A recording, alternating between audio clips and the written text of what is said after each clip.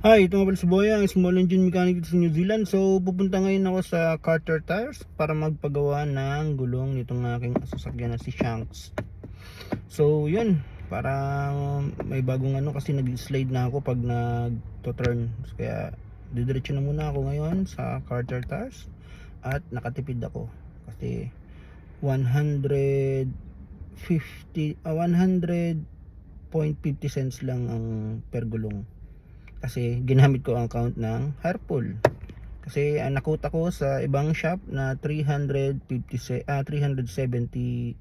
something like that. Kaya dito na ako sa Carter Tires, mas mura. Okay, let's go. So ayan na yung si Shanks, ang Toyota Aqua ko. So ayan, ang nagpasok niyan ay si Jared. Yan yung manager dito sa Carter Tires, dito sa North Shore, o dito sa Saturn Road.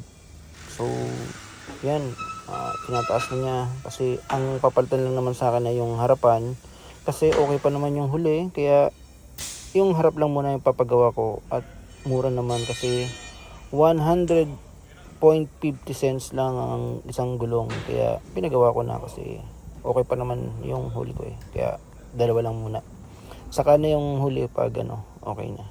So yan, tatanggalin na niya yung gulong. Yan, manager yan dito sa North Shore sa Carter Tires, kaya ang bilis nga lang niyang gumawa napakadali lang, as in habang nagbibideo ko ang bilis lang niya, lalo na pag magpalit ng gulong at saka magtanggal, napakadali.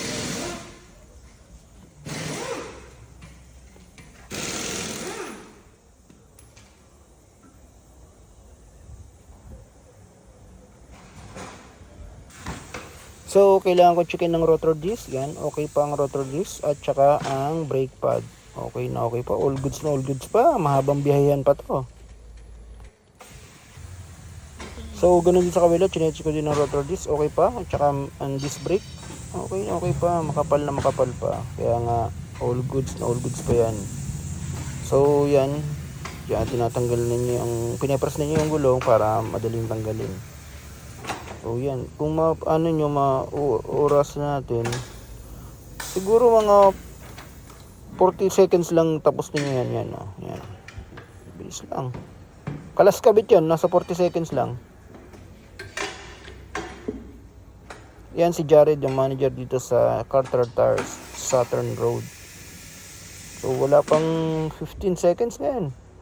Tapos tanggal ng pito, papalitan ng bagong pito. So sa habang parang mga 45 seconds lang tayo niya natapos to. Basta ready na yung gulong. Chill pa yan ha. So yan yung aking si Shanks. Yan. Kung orasan lang yan, parang nasa 40 seconds lang siya. Napakabilis. Tapos na. Hanginan na lang. Bilib talaga ako. Hindi to magiging manager kung hindi to quality o mabilis maggawa. Tapos na agad ang isa. Simple.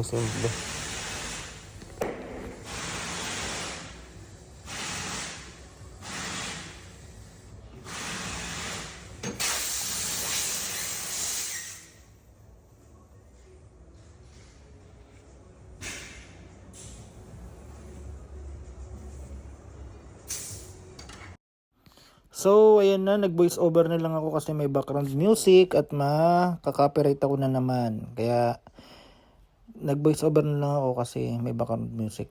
So, yan si Jared. Tinatapos na niya yung pangalawang gulong.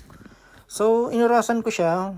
Matagal pa pala ang 2 minuto sa 2 gulong sa kanya. Ang bilis-bilis niyang gumawa. Hindi talaga to magiging manager kung hindi to ganun kabilis gumawa. Saludo dito kay Jared. Ang galing-galing niya. Yan siguro mga 45 seconds lang yung ginawa yung isang gulong na yan. Tapos na yan. Pero syempre iba ang oras ng pagkakabit. Pero yung kalas kabit ng gulong, wala pa siyang 1 minuto. Parang 45 to 50 seconds lang ang isang gulong sa kanya. Kaya galing. Iba talaga. Kaya dito, bawal talaga dito sa New Zealand ng mga tamad eh. Kaya, ano lang yan, 45 seconds na inorasan ko yan. Kaya sabi ko dyan sa video na ano, wala pang matagal pang 2 minuto. Kaya yun, tapos niya agad yung 2 gulong sa harap ko. Kaya, galing, pabilib niya ako. Nakamura na ako, nakatipid pa, tapos ang bilis pa ng serbisyo. Saan ka pa? Dito lang sa Carter's yan. So, pagkatapos niyang makabit kalas ang gulong, ito naman, ibabalance naman niya ang gulong yan. Yan, ganyan, kaano ang gulong. Babalance naman niya yan. Para maganda ang takbo ng gulong, pantay na pantay. Kumbaga sa mga gulong na may dirayos, ina-align niya. Pero ito, computerized ang pag-align. Ikot-ikot lang yan. Pag naikot yan, hahanapin yan kung saan yung kulang na ano na angle. Tapos lalagyan niya kung ilan lang yung kailangan ilagay yan. Nilagay na yan para balance na balance. So, pinaikot niya ulit para mas 0-0 lahat. Ganyan yung pag-ano niyan. Wheel balancing ang tawag. Oh, yun. Tapos na. Simpleng-simple. Nag-istoryahan pa yan, ha? Galing. Bilib na bilib ako dito sa manager na to. Bilis gumawa. Tapos may man nakilala ko dyan si Kabayan. Maya-maya, no, andyan sa video kami. Mag-uusap kami dyan ni Kabayan. Ang ganda ng pangalan niya, si Batang. Si Batang. Si Batang pala ay taga Batangas, kaya Batang ang pangalan niya.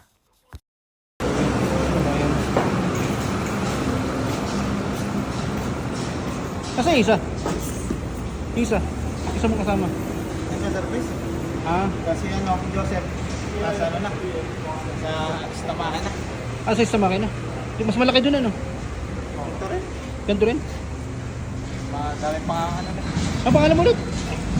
Ang pangalan mo ulit? Batak. Brian? Batak. Batak? Batak. Pangalan mo? Kaiser, Batang tawag saan dito? Batang? Batanggenya eh. Batanggenya. Yung kasama mo? Sino ba ako? Ikaw ba? Batang ang pangalan mo? Batang ang tawag sa akin. Batang? Batanggenya. Taga Quezon naman ako. Sa kanila rin. Hindi, Lucena. Saan na? Oh. Dalaigan.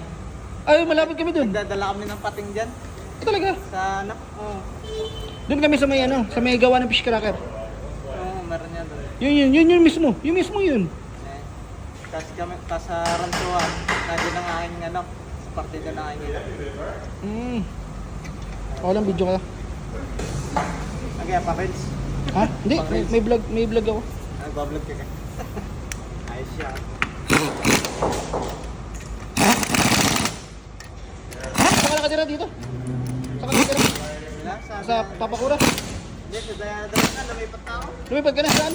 Oo, ang layo. Saan? Dati ako nasa Papakura lang. Papatay nga. Lipat, layo. Saan ka lumipat? Yan, sa Dayanan na, 5 minutes lang. Lakad lang. Hindi naman. So yun, tapos mo. Bilis. Ha? Matipid ka na. Ano na? Ito, matipid. Oh, matipid. Sobrang tipid yan. Ganyan. Sobrang tipid oh. Ganyan tipid sa'yo? Sa tuwing ko, ganyan. Katipid. Dami na namin napuntahan eh.